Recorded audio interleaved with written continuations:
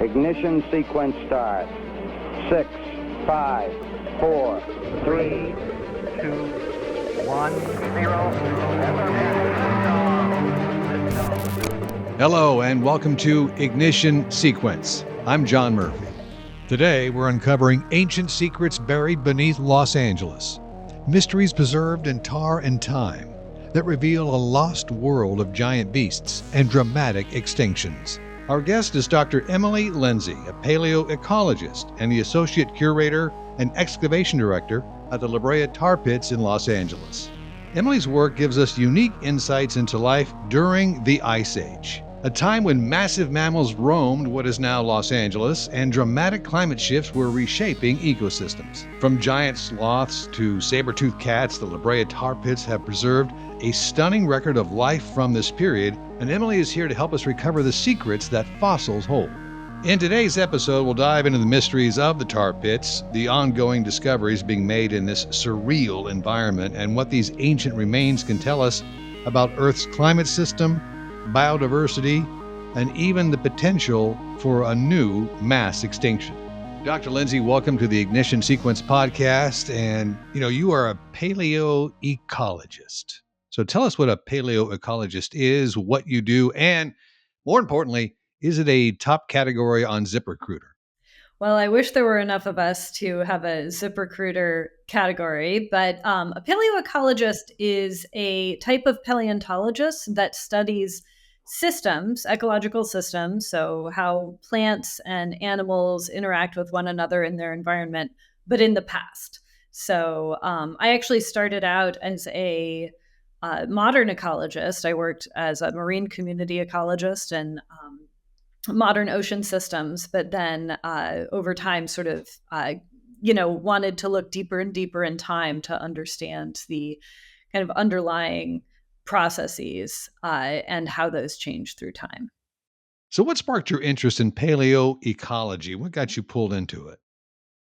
Well, so I grew up in the Pacific Northwest in a fairly outdoorsy community. So from a young age, I was camping and hiking and backpacking. And in my teens, I got into mountain climbing and kayaking. And I always thought, wow, like it would be great to have a career where I got to travel around the world and work outside. And I'd always been really fascinated by the natural world. I'd considered going into something like zoology or marine biology. And when I went to college, I took a class in ecology, which is the study of systems. So, how plants and animals interact with one another and with their environment, and how a change in one aspect of an ecosystem can create all kinds of kind of unanticipated changes throughout that ecosystem. And that just fascinated me. I loved kind of the quantitative aspects of it. I loved that it was really integrative. And so that was a direction I decided to go. However, I'd always had this other fascination with the past. And, as a kid, I always read books on Egyptology and dinosaurs. And I had the opportunity to work on archaeological digs starting in high school. And paleoecology was a way to combine these two interests. So I get to study systems, but I get to study systems in the past, systems that don't exist anymore. And that's just really compelling. It gives us a different sort of perspective on the world we're living in today. And it also is just a really interesting interdisciplinary way of looking at the world. I'm very curious, why are you so interested in this period of time known as the Ice Age? Well, it's actually a pretty important time and one that raises a lot of questions. So there have been 5 mass extinction events in all of Earth's history. The last one, the most recent one, was when a giant meteor slammed into the planet and wiped out all the big dinosaurs. Now, there's a lot of talk these days about whether or not we are going through a 6th mass extinction. And if we are, then the big extinction wave at the end of the Ice Age probably represents the first pulse in that extinction event. And interestingly, when that extinction event happened, It was during a time of overlapping rapid climate change and rapidly spreading human populations. So, pressures that we see causing a lot of extinctions today. I live in Los Angeles. You live in Los Angeles. It's a city of multiple cities all kind of cobbled together, massive 15 million people living in this area. It's the center of the entertainment capital of the world with Hollywood. You got a diversity of culture and everything else. And right smack dab in the middle of it, you have this geological wonder called the La Brea Tar Pits, which is where you work. You're the associate curator and the excavation is that the right word? Excavation director? Excavation director. Yeah. And so, hey, I mean, it must be kind of funny to go, oh, what do you do? I work at the La Brea Tar Pits. I mean, it sounds like a joke. Yeah, I work at the La Brea Tar Pits. But tell us about the La Brea Tar Pits, which I think, by the way, is almost redundant because doesn't La Brea in Spanish mean like tar? And then you're saying tar pits, kind of? Yeah, so our name would translate to the tar pits, which is a little redundant, but it's what people have used for decades, so it's what Right. we use today. And it's really a fascinating and sort of perplexing and beguiling place, and that's because La Brea Tar Pits is one of the most important fossil sites in the entire world. It's hands down the most important ice age fossil site, but just of any age, it's an incredibly important resource for scientists because it has so many fossils, really. We have not only a wide variety of fossils, we have 600 species of plants and animals that have been identified from the tar pits, but we also have huge numbers of some of these species. So we have over 4,000 direwolves that have been discovered at our site, more than 3,000 saber-toothed cats, and hundreds of other ice age animals like horses and bison and camels and giant ground sloths and lions. And it's just an incredible place. And it has drawn scientists from all over the world for more than 100 years to study our site and our fossil collection. And yet at the same time, we're in the middle of the second biggest city in the United States. And in particular, it's a city that's really associated in the public psyche with imagined experiences. And so people come to LA. What do they come for? They come for Disneyland and Universal Studios and Hollywood. And so a lot of people come to our site and they think that it's just another one of these like imagined LA experiences. And they don't even get that it's a real site. So it's this kind of challenge we have navigating of we're very well known, but we're also very misunderstood. And so that's something that we grapple with every day. I mean, are you being really serious? I mean, people visit the La Brea Tar Pits, which you can just walk to. It's totally free. Now, you have a museum that probably there's an entry fee and everything else, but just to see some of the exposed tar pits that are open, it's just open to the public. You can walk right up, not walk up to them. There's a fence there, uh, but people really think it's not real. It's created. It's fabric. The smell. I mean, they smell. They smell like tar. They're stinky. I mean, that would be a big production thing to keep that going day in and day out, 24/7. Well, yeah, people have come to expect immersive experiences in Los Angeles, and the Liberty Pits is so unique and it's so different from most fossil sites that people not only do they think the tar pits are fake, but they even think that the people, we have a full-time excavation site, we have a full-time fossil lab, and visitors even think that those people are either actors or even robots or They're holograms. props. Yeah, props. Just, another fake paleontologists studying this imagined fossil site in the middle of a city. And, you can hardly blame them because you don't expect to find one of the world's greatest fossil sites, across the street from a Starbucks. It is really funny. And I was just there over the weekend because I went to a movie screening at the Academy of Motion Picture Arts and Sciences Museum, which is right next door to the LA County Museum of Art, which bumps up right to one of the larger tar pits right on Wilshire Boulevard there. And I kind of was just walking around and taking it all in because I hadn't been there in a number of years. and anticipating our discussion and conversation today. And I found it really utterly fascinating. And to your point, I did see all these excavation sites and actually working sites where you've got equipment and you've got stuff that you've pulled out of it and you haven't cleaned it off yet, but there's probably some kind of animal or bone fragment or something that you've already, pulled out. It's really amazing. And at the same time, the expansion of the Wilshire corridor is continuing. They're building some new building kind of right over you guys. And it must be surreal to work there on a daily basis. Yeah, it is surreal. And, one of the sort of challenges and also benefits of being a fossil site in the middle of the city is that people are always finding more fossils for us. And so the big building you mentioned, that's a new building for the LA County Museum of Art. And every time they dig holes in the ground, they find more tar pits fossils. And so that's sort of continuing science, continuing discoveries for us to investigate. Do you know when the tar pits were first discovered? I know there's been some writings back into the early 1800s um, about it. Some of the missions that were, the priests and the settlers there who were, planning. There's a whole mission corridor in the state of California where all these California missions are all up and down the coast. And there's a mission San Gabriel, and a lot of people pass through this area and they experienced the tar pits and they wrote about them. And I went, oh yeah, here's one writing. This is from an expedition in 1769 by a guy named Father Juan Crespi, who wrote, while crossing the basin, the scouts reported having seen some geysers of tar issuing from the ground like springs. It boils up molten, and the water runs to one side and the tar to the other.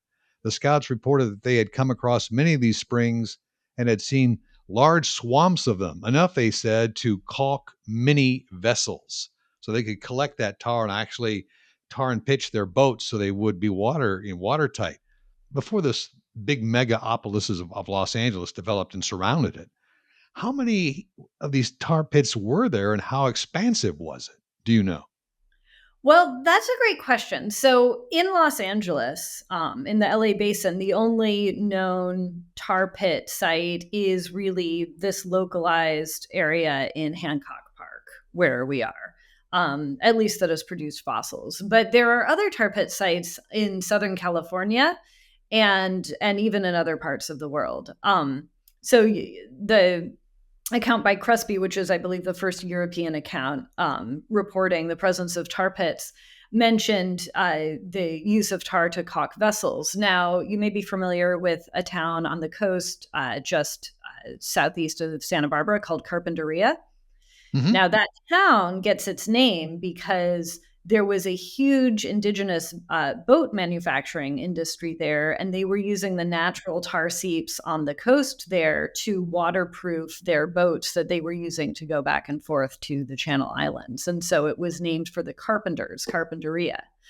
I have spent a lot of my career actually studying tar pits in South America. So in northwestern South America, Ecuador and Peru both have tar pit sites that I've excavated at. Venezuela also has tar pits, as do a couple of islands in the Caribbean, Cuba and Trinidad. There's also tar pit sites in Japan and Azerbaijan.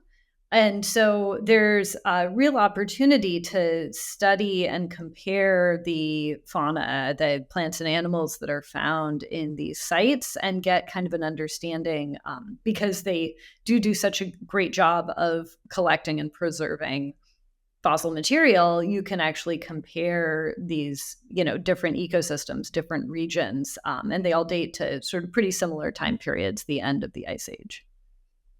The end of the Ice Age. And tell us that, and that is part of the Pleistocene period, correct? Yeah, so the Ice Age is the common name, the common term that people use, but yes, the scientific term is the Pleistocene epoch, which goes from about 2.6 million years ago to 11,700 years ago, and that's the time in recent history when the Earth has been the coolest. And it's a really important time in Earth history. The entirety of human evolution took place during this abnormally cool time in Earth's history. The public, in the same way they refer to our site as Brea Tar Pits, the public pretty knows the Pleistocene as the Ice Age. They've come to be synonymous. Talk about the animals, because people are fascinated about animals. The La Brea Tar Pits, there's no dinosaur remains here because it's a different period, correct? We're only seeing mammals that existed when humans also coexisted.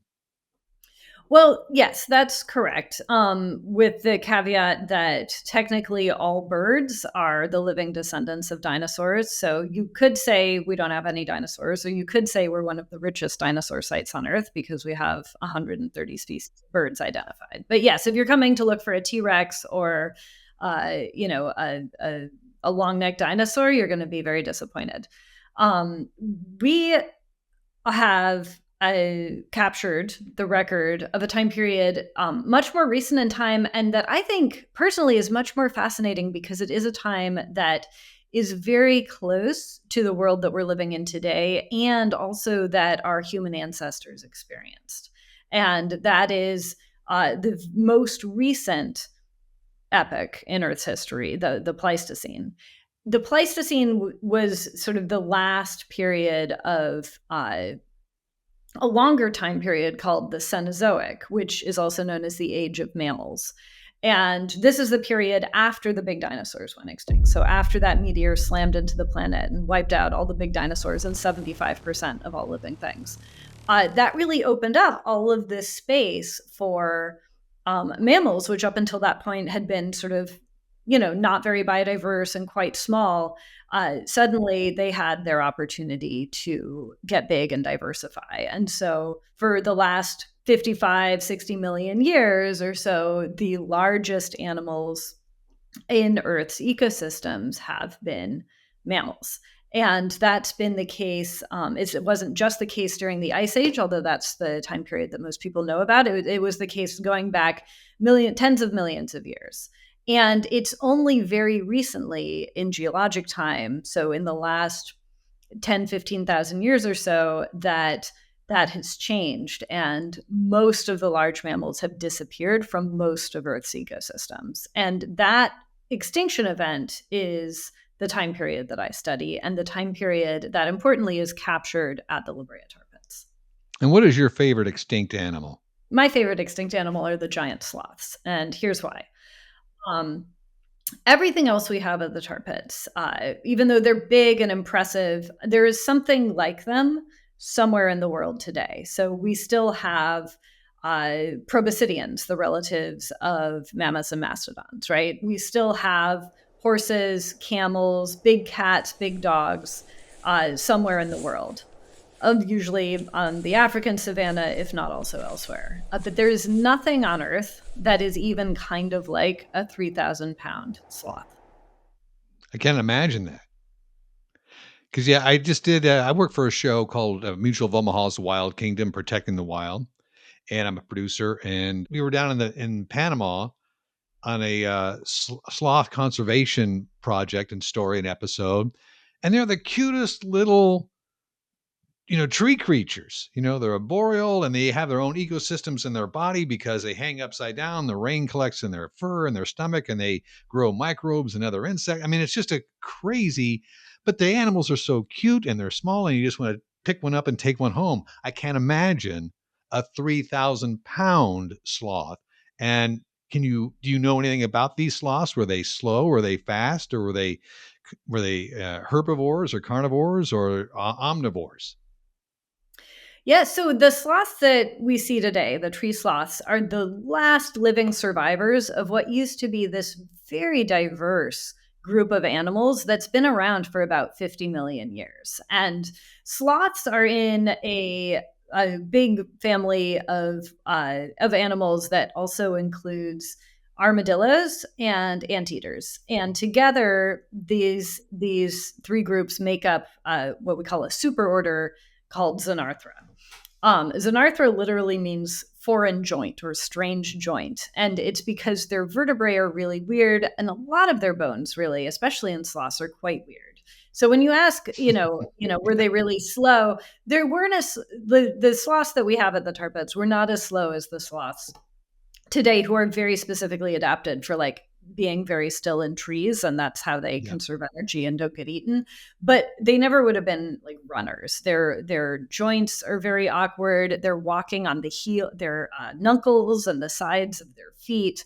Oh They yeah, have they're very it looks very painful to watch them on the ground try and crawl across the ground. It looks so foreign to them. Yeah, yeah. Well, I mean, the modern tree sloths in particular, Sure, but yeah. even what we call the ground sloths or the giant sloths, like they're probably pretty awkward.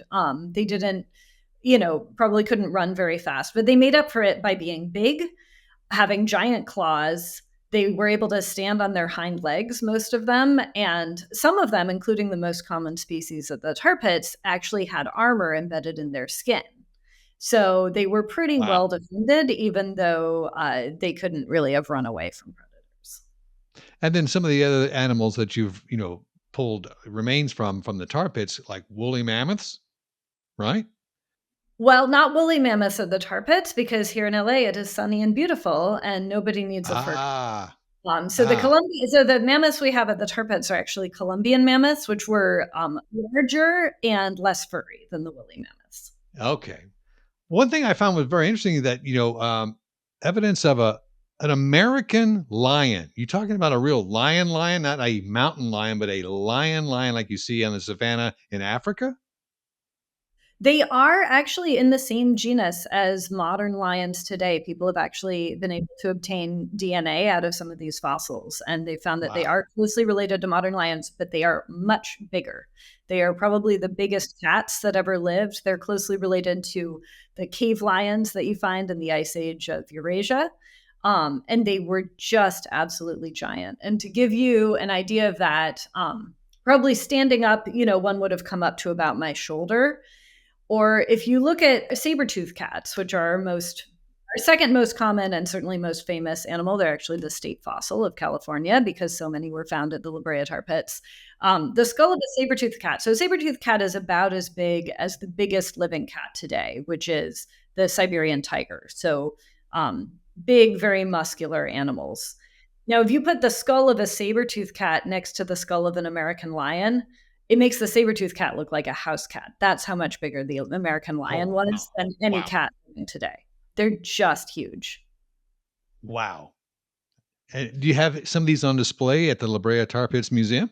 We do. We have a Muse full skeleton mount of both saber-toothed cat and American lion at the tar pits. So pretty much made all. of actual made of actual bones recovered from the tar pits? Yeah, all of the fossils that you see at the tar pits, with very few exceptions, are real bones that were recovered from our site, right where our museum is located. Wow, that's amazing.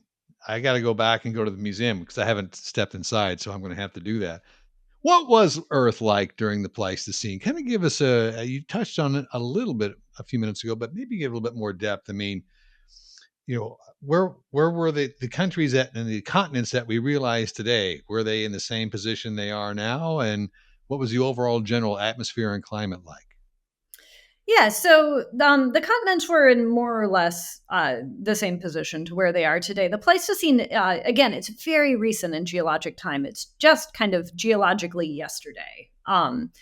And so for the last couple million years, there hasn't been that much plate tectonic movement that has really like changed the configuration of the continents. Now, what has changed is throughout the Pleistocene, we would go through periods of glacials and full glacials and interglacials. And so during the glacial periods, that's when the ice sheets at the poles would reach their maximum extent. So we had during, for instance, the last what we call the last of these full glacial cycles, which was between about 16 and 25,000 years ago, um, half of North America was covered in an ice sheet. You had 3,000 feet of ice over Seattle. You had 3 miles thick ice sheets over parts of Canada. You had glaciers coming down all the way into sort of the middle of the country, like Indiana. And then during the interglacials, those ice sheets would recede. So, if there hadn't been such a phenomenally huge change at the end of the last glacial cycle, about 11,700 years ago. In fact, probably if the extinction event had not happened, we would just say that we were living in an interglacial of the Pleistocene. But Hmm. now, A because receding of the glaciers, just a period. receding of the glaciers, and Right. at some point they would start coming back. Now, that's not going to happen because humans have so drastically changed Earth's climate through the release of fossil fuel gases that we're actually now, instead of getting cooler again, we're getting warmer and warmer and warmer. And so we've really disrupted that glacial interglacial cycle process. A take-home message is like Los Angeles. Well, certain parts of North America were really affected by the advance and retreat of the ice sheets. Los Angeles never really got, like, we didn't have ice during the ice age in Los Angeles. It was always kind of a pleasant, sunny place to hang out. It was, we think a bit cooler and wetter during the full glacials, but it was never icy or snowy. We didn't need woolly mammoths. Um, Yeah. it was a pretty comfortable place to live, just like it is today. What were the ocean levels like at this time? And, how did that impact the global ecosystems at the time? Do we know? So during these times, these glacial interglacial cycles, when you had the full glacials, a lot of water from the ocean would be locked up in these ice sheets, right? And so you would have the shoreline of California was much further away from, say, La Brea Tar Pits than it is today. You had periods where the Channel Islands were only 7 miles offshore from the mainland. You had other parts of the continent that got, like, Florida was really huge. You had, because anywhere where you have kind of shallow continental shelf, those areas would be exposed. San Francisco Bay wasn't a bay. It was just a nice valley with a river flowing through it during these full glacial periods. And then Wow. when we would go into an interglacial, those ice sheets would melt, all that water would get dumped back into the ocean, sea levels would rise.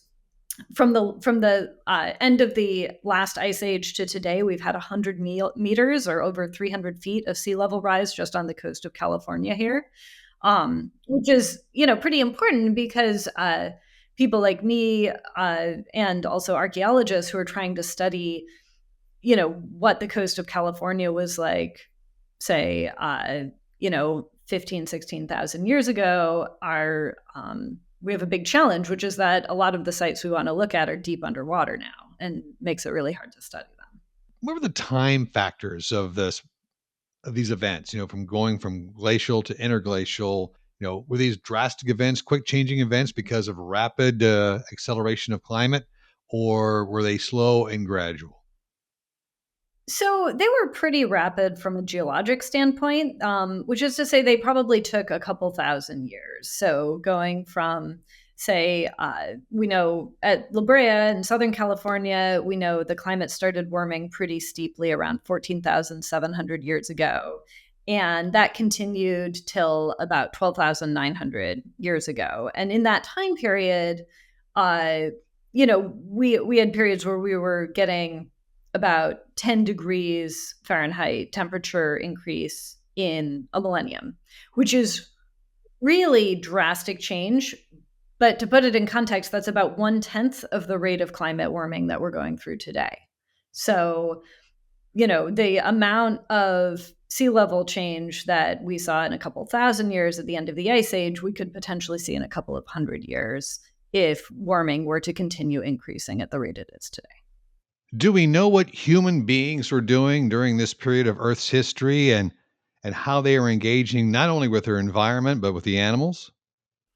So, we're talking about fully modern humans. When the extinction events occurred at the very end of the Pleistocene, we had fully modern humans on all the continents. So, interestingly, the disappearance of large animals from many of the continents appears to coincide pretty closely with the spread of humans. So we know that humans got to Australia between 50 and 60,000 years ago.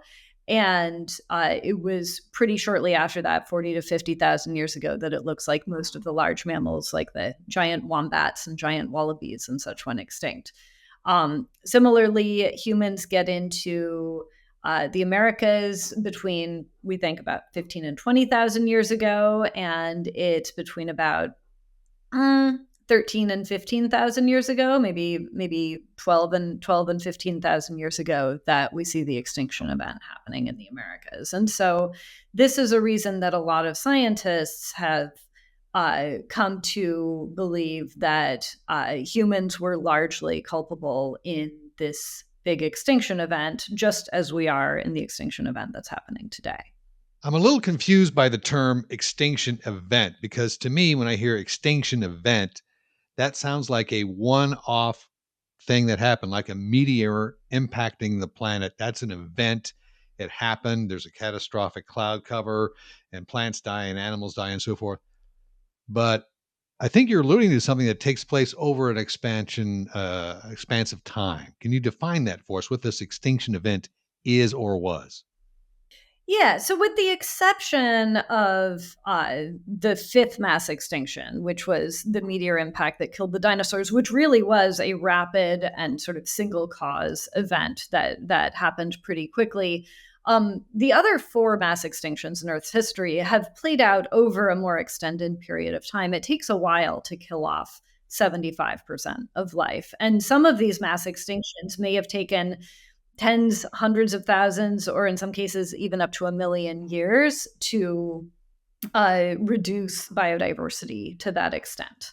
So when we're looking at the extinctions that happened at the end of the Ice Age, where 2/3 of the large mammals in the world went extinct, that we refer to as an event because from the perspective of Earth's history, it happened pretty rapidly. It's all within the last 50,000 years or so. And in some perspective, we're actually still in the middle of that ongoing event. It's actually, the extinctions at the end of the Ice Age were the first pulse, and we see extinction rates accelerating again today. And we may very well reach that 75% threshold that we use to define a mass extinction. What is this 75% mass extinction threshold? What is it and how do you define it? So 75% of all species going extinct is a pretty common way that paleontologists use to define a mass extinction event. There have been 5 of these in the last 500 million years of Earth's history. And there's a lot of discussion today about whether or not we are entering or potentially in the middle of a 6th. And the reason scientists are concerned are not just that we know anecdotally a lot of species are going extinct, but when you actually calculate the rates of extinction, like how many species are going extinct per year or per decade, and you compare those with the rates of extinction we have seen during other mass extinction events, they're comparable. We are in that range of mass extinction rate territory. Now, in terms of causes, there's been argument about this for the last 75 years. So there's always been a camp of paleontologists and archaeologists who think that humans were really the sole cause of these extinctions. There's another camp that thinks that climate change was the primary driver. And then there's a growing body of scientists who sort of look at what's happening today, where we see climate change and human activities individually and together driving extinctions. And we are trying to apply that type of nuanced thinking to understanding what was happening in the past. So I can tell you that based on research we've done at the Brea Tar Pits, in Southern California, there really do seem to be both factors at play. So as I mentioned, coming out of the last peak glacial, starting around 14,700 years ago, we start to see significant and rapid warming in Southern California. Along with this warming, we see drying out of the landscape, reduction in rainfall. We have evidence of droughts lasting for decades at a time. And we see a gradual transition in the flora and the plant communities where we're starting to go from a more forested ecosystem at the tar pits to a more open, drier ecosystem.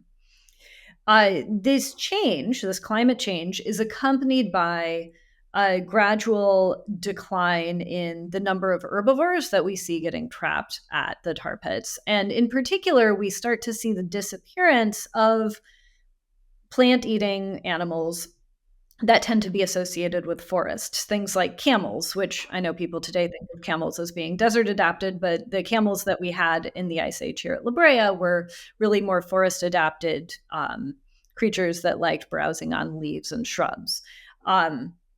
So what this sets up, this climate change. I don't mean to distract you. Were they one hump or two hump camels? I think people are dying to know.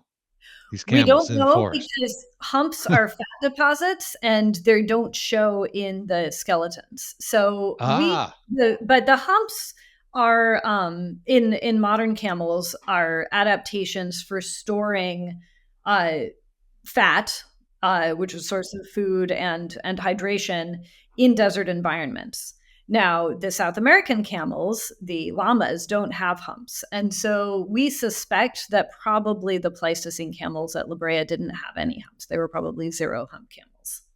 Okay, zero hump camels. Okay, I Sorry didn't to mean to dis- interrupt you, but you were going down a path of talking about the environments and the ecosystems at this time, and I'm specifically, if you tack onto it too, the North American and South American ecosystems. How are they different from what we know of them today?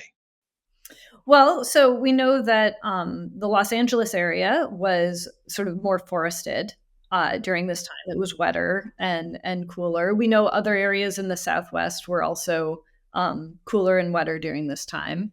But then there were other places. Parts of South America were actually probably cooler and drier during this time. So in much of tropical South America, instead of the Amazon rainforest, you would have had more open grasslands. And so this is why it's really important, I think, to look at the extinction on a regional basis.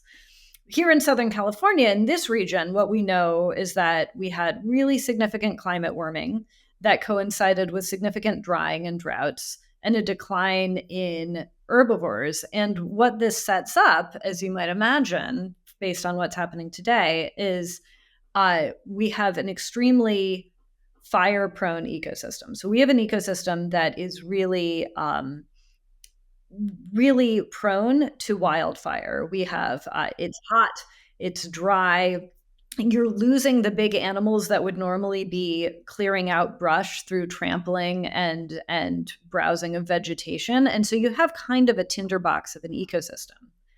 Now, what we also know is that in the past we have gone through similar periods of warming and drought, but there wasn't any real major shift in the ecosystem long term. It always kind of bounced back. But here in Southern California, 13,200 years ago, something remarkable happens. And that is that all of a sudden, and this is based on paleontological records that scientists have looked at that were pulled from the bottoms of lakes, we have a massive increase in fire, a massive fire outbreak around Southern California. And this period of wildfires lasts for about 400 years. Oh my God. So 400 years of wildfires nonstop, kind of.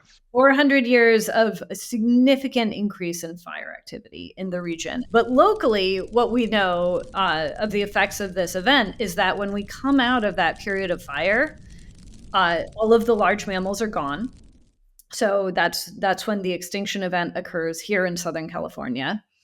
And we also, at this point, have transitioned into what we would consider sort of the modern natural California landscape, which is here in coastal Southern California, our kind of native flora is something we call the chaparral, which is this assemblage of plant species that are adapted to fire.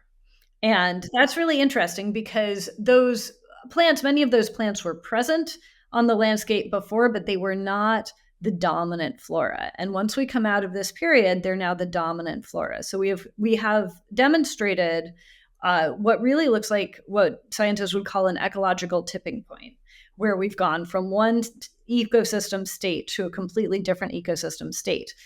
And we think that even though this fire period was basically predicated by climate change, we think the catalyst for this state shift was people, because here in coastal Southern California, we don't really have naturally occurring fire. 97% of the wildfires we're experiencing today, even with all the efforts we have to prevent people from accidentally setting fires, are still caused by people, right? Like downed power Yeah. lines and vehicles Yeah. and campfires getting out of control.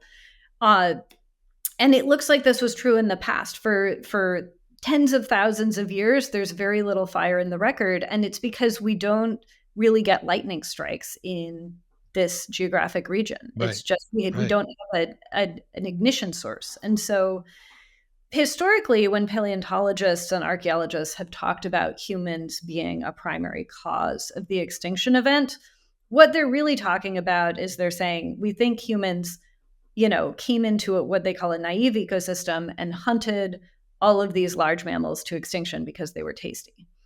But that's not Right. what the record at the La Brea Tar Pit shows. What the record that we have shows is that there may have been some low-level human hunting. It may even have contributed to the decline in the herbivore numbers that we see going across the last couple thousand years before the extinction event. But the impact that humans really seem to have had here in Southern California, coastal Southern California, is that they changed the fire regime, the naturally occurring fire regime in this ecosystem.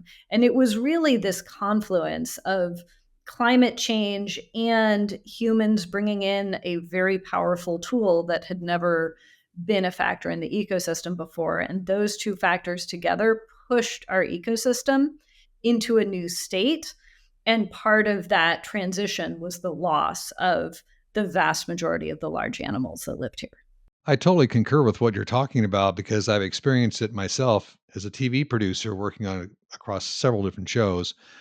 In one of them, I did a story on the collapse of the Yellowstone ecosystem simply by eradicating the wolves in the early 1900s. And it was so eye-opening to me talking with these, wildlife biologists and the actual park ranger who reintroduced the wolves in the late 90s. Um, Simply removing an apex predator, either for a food source or for its pelt or because it was killing your livestock or whatever it is, totally almost destroy the Yellowstone ecosystem by collapsing. Because when you remove the apex predator, the wolves, then you have an explosion of deer. And what do the deer do? They eat all the willows by the rivers, and that affects the flows of the rivers. And then the beavers can't dam the river, so they leave. And I mean, it just a collapse like dominoes. And working on this wildlife series, Wild Kingdom, you know, you, I can't tell you how many different species of animals are on the extinction list simply by overhunting or habitat loss through human encroachment, human encounters, being hit by. I mean, I can see this perfect storm, as you say, kind of happening again in our modern world. Are we living in a possible extinction event that is just starting to roll downhill right now? What do you think? Yes, we are absolutely in the midst of what could become a sixth mass extinction in Earth's history. But we also have the potential to stop it because we're the ones Right, causing, right? So right. the climate change that was happening 14,700 years ago in Southern California, we couldn't do anything about that, right? Like that had to do with, the Earth's orbital cycles and kind of naturally occurring phenomena. Right now, it's 100% us, and if it's us, then we can turn it around, right? And it's There's in that. no other. There's. It's 100% us. You don't think there's any other planetary cycle that we're going through as a planet that's also combining with human interaction and just our carbon emissions problem.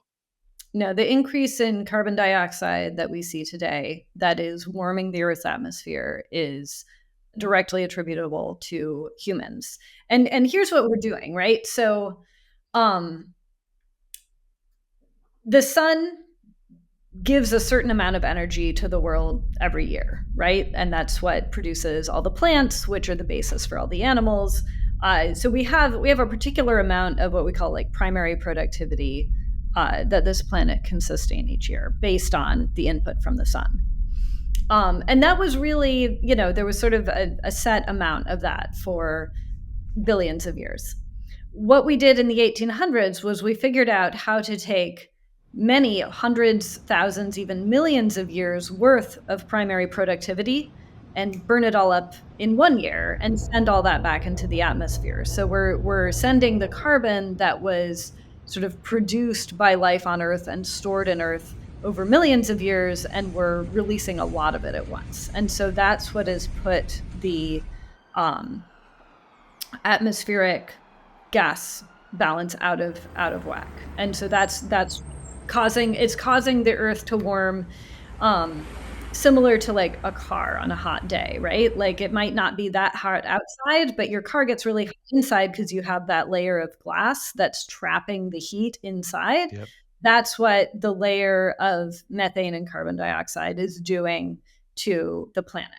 Is it's trapping the heat inside and it's causing things to warm up, which is causing all kinds of bad things for the planet in general and for people, right? Like it's causing crazy weather patterns that are Yep. in turn Extreme causing extreme weather everywhere. weather, which we see it playing out in our country a lot of times in terms of flooding and wildfires. It's causing droughts that in turn is causing massive human migrations that in turn is causing political unrest.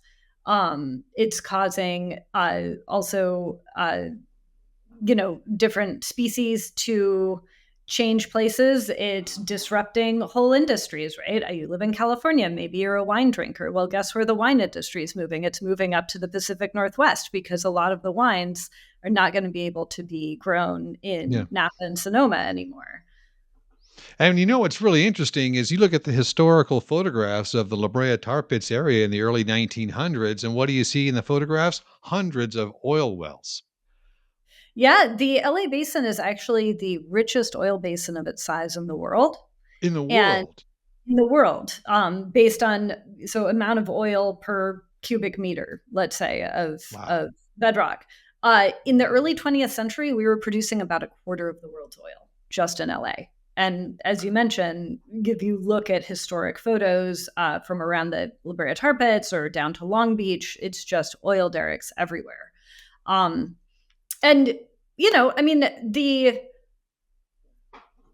the exploitation of this resource to produce electricity and help people move around, nobody knew about climate change at that time, right? Like nobody knew that this was going to lead to such devastating effects 100 years later, right? We know now, and we've known for a while.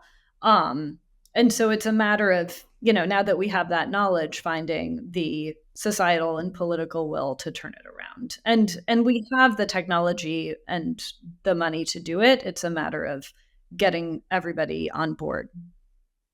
Well, I think what's very interesting, and we certainly have the opportunity with a podcast like this and great guests such as yourself and other leading scientists, is to connect the dots of our past to our future. Because as you just so eloquently explained, humans were definitely a factor, 12,000 years ago. What can we learn from our past to help us in our future in your scientific discipline? What would be the big takeaway that you could share with us? So there's a couple of things that scientists like myself are trying to figure out in order to kind of help us move forward in our efforts to mitigate another mass extinction, right?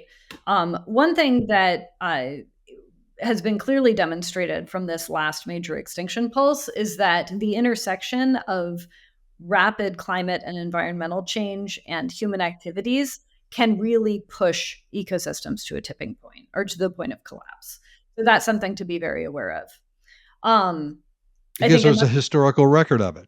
There's a historical record of it. We know that this has happened in the past. And in a more granular way, we can actually look at the responses of different plants and animals to past climate changes and past human activities, and use that to help inform our plans for, say, creating new conservation areas, or where do we need to make sure we have wildlife corridors, or where can we expect that plants and animals are going to move, or which plants or animals are going to be more vulnerable to extinction events and why.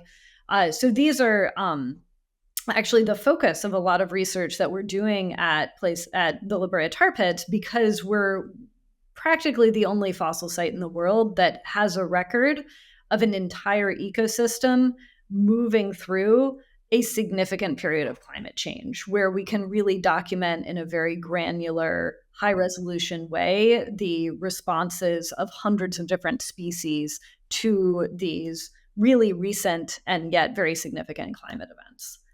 Another thing that the past tells us is sort of where we are in time. So I thought it was interesting you bringing up the story of the wolf extirpation and reintroduction into Yellowstone National Park. Now, in the Ice Age, there would have been a lot of redundancy in the predator guild, right? Like you had gray wolves, you had dire wolves, you had American lions, you had American cheetahs, you had multiple species of saber-toothed cats and mountain lions. So you had a lot of different things that were hunting the herbivores, right? We lost all of them but the wolves and the bears, right? Right. And so, Yeah. so you and then the bears got, largely extirpated, and then the wolves got extirpated, and that really, but that's because we're really at the precipice of having an ecosystem that was extremely vulnerable, because we'd already wiped out the vast majority of the keystone species in the ecosystem. And if you just look at an ecosystem today, or maybe over the past few decades, you don't really understand how close we are to the brink. At the Brea Tar Pits, we had 5 species of big cats and cats that could eat you, right? And now we have one. We have the mountain lion, and that's right. Really in danger. But saving the mountain lion isn't saving one species, it's saving the entire guild of large predators, of which the mountain lion is the only one left. And so that makes it all the more important. I think it sort of highlights the urgency of protecting the large animals that are left, because they have really outsized impacts in ecosystems, and there's no more redundancy. They're the only ones we've got. Were there extinctions happening simultaneously on the planet, or just in the North and South Americas? So at the end of the Ice Age, we saw most of the large mammals in the world go extinct. And this was an event that played out at slightly different times on different continents. So Australia, we see sort of the earliest wave of extinctions around 50,000 years ago. We see it a bit later in Europe, and the Americas had the latest extinctions of all the continents, which was only about between 10 and 20,000 years ago. The one continent that seems to largely have escaped this extinction wave is Africa. So if you think about the African savanna today, like the first thing that comes to mind is probably a lot of big mammals, right? Elephants and wildebeest and zebras and giraffes and hippopotamuses and rhinoceroses, right? Africa is the only continent that still supports, in some places, what one might consider a natural Ice Age ecosystem, or even a natural Cenozoic ecosystem, and which is to say an ecosystem that is really characterized by having a lot of large mammals on it. For the last 55 plus million years, every ice-free continent on Earth looked like Africa. Not in that it had exactly the same species, but every continent had a lot of large mammals in it. That's the normal state for planet Earth in the age of mammals. And it's only very recently in geologic time that everywhere except for Africa, most of those mammals have disappeared. Which leads me to this question. Are you familiar with Colossal Bioscience Labs? Have you heard of Colossal? Yes, I have. They got a lot of press and a lot of traction over this idea of they could, they have the DNA to clone and bring back a mammoth. So the plan that Colossal has to bring back woolly mammoths is problematic for a few reasons. Could they, within the next few years, potentially create a sort of woolly mammoth elephant hybrid and put it into preserves in the Arctic? Yes, they probably could do that. The problem is that's just one species, right? And we lost hundreds of species at the end of the Ice Age. And just bringing back one is not necessarily going to make that much of a difference. And we don't even know what impact putting one species back in an ecosystem would have. Another problem with this is that woolly mammoths, as you might guess from the woolly part, were present during, they like the cold regions, right? Like they are adapted to living on an ice age planet. And we are, not only are we in an interglacial, but we are getting further away from the ice age every year. And so even if we could bring them back, that's not going to change what's going on with the global climate.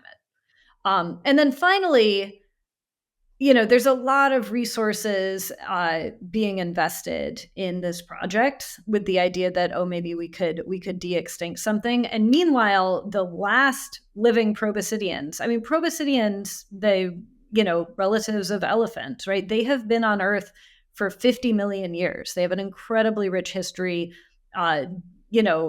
tens of millions of years of evolution and diversification. And there's very few of them left. And so it might be a better idea to invest those resources into preventing the last proboscideans from going extinct, so we don't have to try and de-extinct elephants in a few years when there's nothing left to help bring them back. So based on the last extinction event and the time it took for that to happen, which is 1,000 or 2,000 years that you mentioned, what's our timeline today? It's not good, John.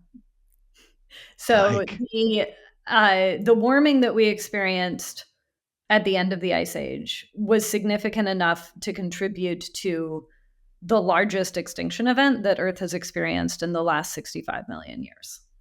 And it's 1/10 of the rate of warming that we're going through today. Yeah, wow. So if it took 1,000 years, it's going to take 100 years, and we're on that fast track right now. 100 years. Unless we turn things around. And we can turn things around. We have the technology to do it. It's just a matter of having the political and societal will. What I also think makes a difference is getting more people like you into the field to educate, to learn, to study, find solutions, and to argue for change. So how does somebody become you? What does it take to become a paleoecologist? And what kind of words of encouragement would you give to somebody who's science curious and wants to make a difference in our future world? Well, I think for all the discoveries we've made recently, there is so much left that we have barely started to explore. Just at the Brea Tar Pits alone, we know very little about most of the plants and animals that we have there outside of the big Ice Age animals. So there's a lot more to know, and there's a lot of impact that people can have. I think, if you're a scientist, if you want to be a scientist, the number one thing is follow your curiosity and, work hard and see where it takes you. But you have to have hope and believe that your contributions can make a difference. I feel very privileged to be at a place like the Brea Tar Pits, not just because it's one of the most phenomenal scientific research sites in the world, but because it has a huge platform to educate and communicate science to the public. Most fossil sites on Earth, most people are never going to get to see, right? You have to go to the middle of the Gobi Desert or, Wyoming or somewhere where there aren't a lot of, maybe very far from airports and cities.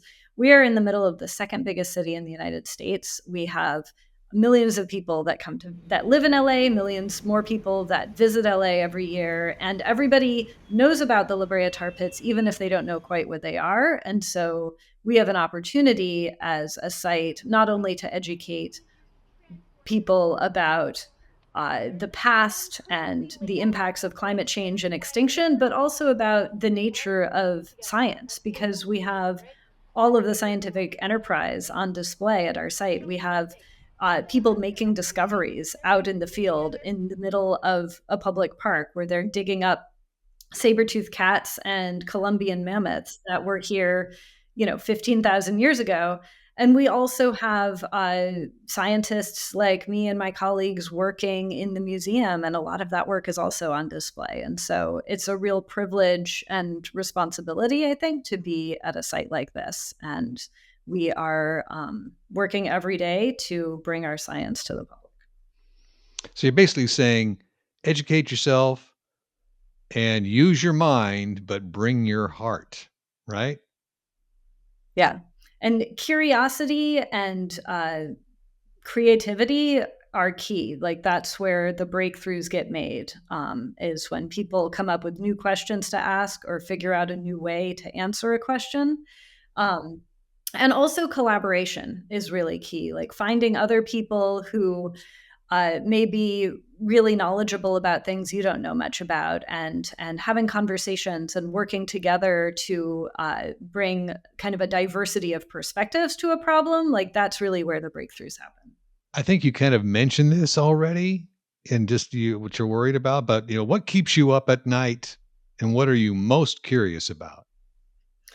Well, I would love to have for myself and children and potential future grandchildren a world that still has megafauna in it, a world that can, has animals that can really fill people with wonder. The sheer size and diversity and magnitude of these animals on the landscape and living in different ecosystems around the world. Something that I'm really curious about in relation to my work and the research I'm doing is that now that we have this really sort of well-resolved understanding of how the extinction played out in Southern California, I want to know what was going on in the rest of North America and the rest of the world. So we have a really good idea, a really good story that we've been able to produce about how the disappearance of different species of the tar pits is related to local climate changes, local changes in the plant communities, and human activities, most importantly, the introduction of fire. But we know that that is not going to be the same story of the extinction in other regions. So it's not going to be the same story in a region that has regular lightning strikes. It's not going to be the same story in a region that has a different ecosystem that may not be as prone to fire impacts. And yet this extinction was a global event. So something that I'm dedicating a lot of thought and effort to these days is trying to figure out what's going on in other parts of North America and in other parts of the world to understand how do you have kind of regional processes playing out and intersecting to drive continental and global extinction events, because I think that has a lot of relevance, not just to understanding the extinctions that happened at the end of the Ice Age, but the extinctions that are happening today.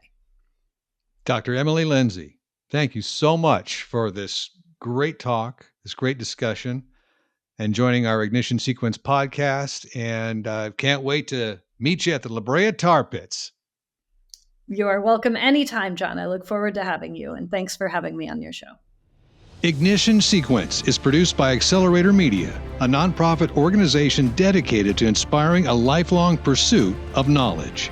Join us every week as we dive into the science, the stories, and the extraordinary journeys that challenge our understanding of the world. Subscribe now and ignite your curiosity with us. Ignition Sequence. Listen, learn, repeat.